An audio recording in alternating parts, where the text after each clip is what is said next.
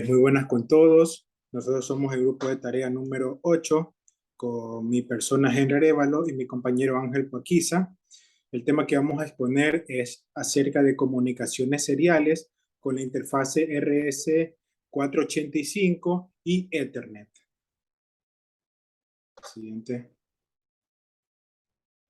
Bueno, la interfaz RS485. Este es un estándar de comunicaciones bastante utilizado para la adquisición de datos y control de datos. Una de las principales ventajas es que este permite incluir varios dispositivos RS85 en el mismo bus de datos, lo que hace posible que varios nodos se conecten entre sí. A pesar de que hay muchas alternativas distintas en el mercado, la tecnología RS485 sigue siendo la base de muchas redes de comunicación. Sus principales ventajas están que el intercambio de datos es bidireccional a través de los datos y los trenzados. Este admite varios transectores conectados a la misma línea, quiere decir que permite crear una red. Permite una gran longitud de líneas de comunicación y permite relativamente una alta velocidad de transmisión de datos. Siguiente.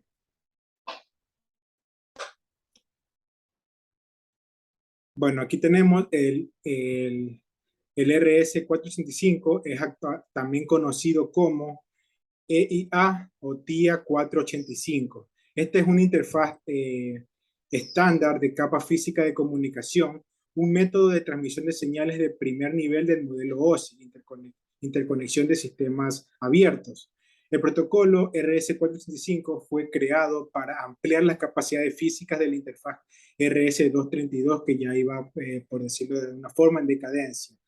La conexión serie del RS485 es realizada utilizando un cable de 2 o 3 hilos, un cable de datos, un hilo con los datos invertidos y a menudo un hilo acero de tierra.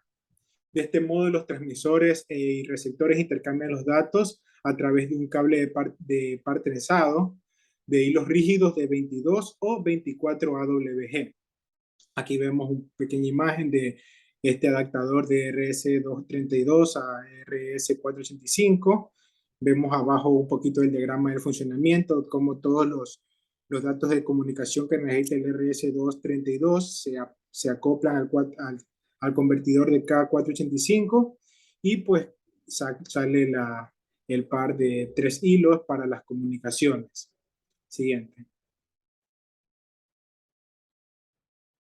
Bueno, la diferencia principal entre la interfaz RS232 y la RS485 es el número de señales utilizadas en el cable de transmisión.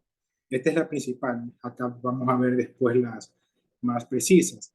El RS422 utiliza 4 señales y tierra y el RS485 utiliza solo 2 señales y su tierra.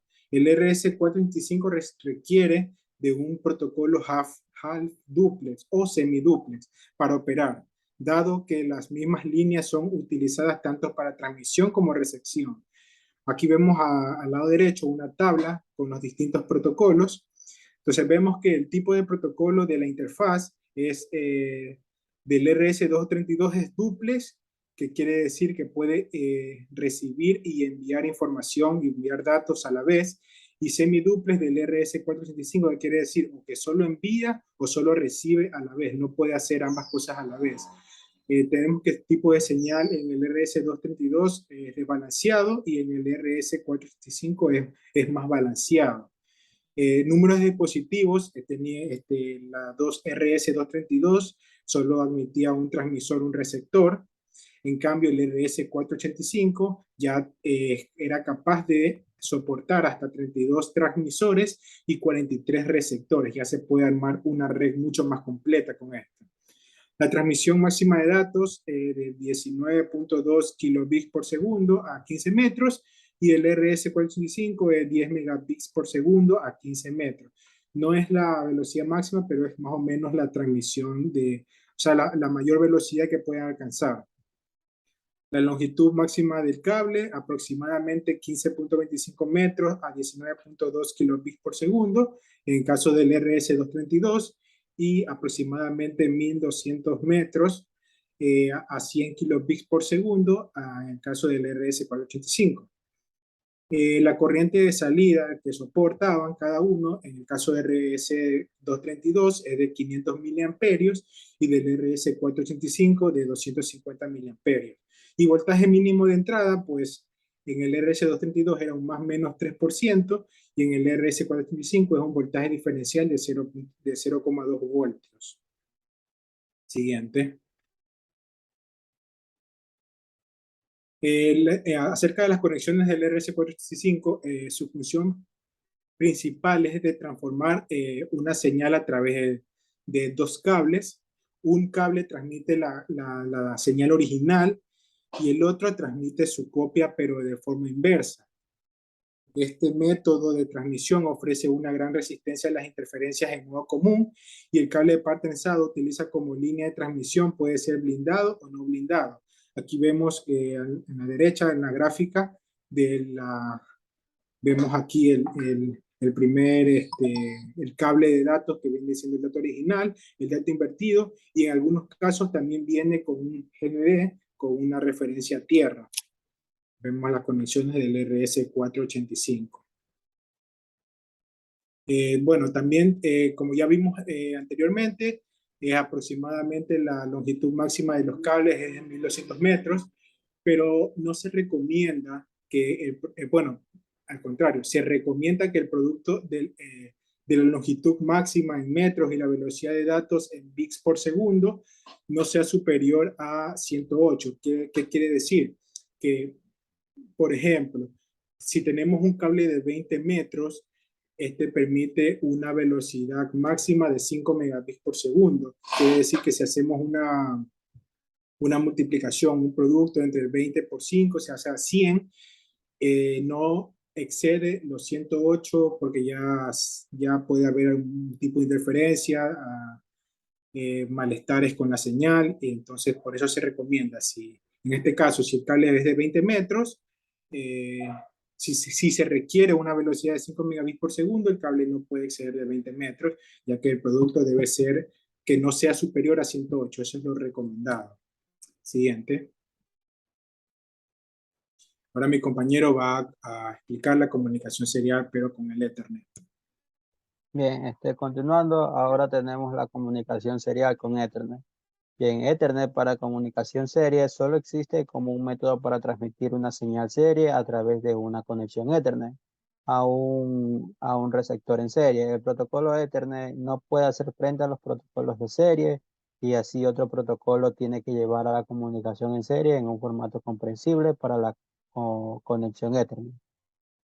Bien, la definición del protocolo Ethernet IP es que este es un estándar de red de comunicación capaz de manejar grandes cantidades de datos a velocidades de 10 megabits o 100 megabits por segundo y hasta 1500 bytes por paquete.